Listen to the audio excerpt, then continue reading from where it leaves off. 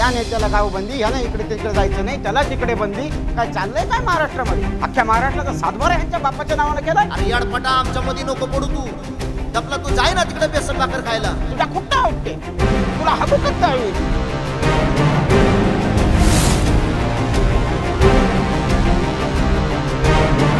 आणि या गोळीबाराचा आदेश कोणी दिला ही देशाला कळलंच पाहिजे. त्या बाळाला कोणीतरी सांगा रे, माझ्या नको नादी लागू म्हणा. अख्खं आयुष्य आंदोलनात घालवलेला माणूस आहे मी. 70 वर्ष तू एकट्याने लुटलं ना, आणि तुला तर मी आता कसाच सोडित नाही. तुझी निस्ती केस पांढरी होऊन काय उपयोग रे तुझा? नुसतं एका समाजाविषयी आकस. त्यांच्या चोट पे सांगतो, त्यांना आरक्षण मिळू देणार नाही.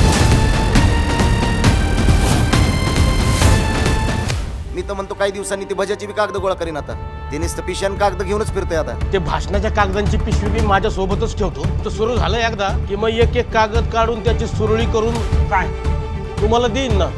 बरं आता मराठ्यांना आरक्षणापासून कोणीच दूर ठेवू शकत नाही. मी बी आरक्षण घेतल्याशिवाय कसाच मागे हटत आहे. होऊन जाऊ दे आता. काही ब्रह्मदेव जरी आला तरी यांचं मागासले पण सिद्ध करू शकत नाही. एकतर मराठ्यांच्या आरक्षणाची विजय यात्रा निघत नाही तर माझी अंत्ययात्रा निघत. जिथे जिथे ते लोक सभा घेतील आपण तिथेच घ्यायची त्याला प्रत्युत्तर म्हणून. आमचा तुम्हाला विरोध नाही, तुम्ही बी आम्हाला विरोध करू नका, नाहीतर कुठं उपटीत असतो मी.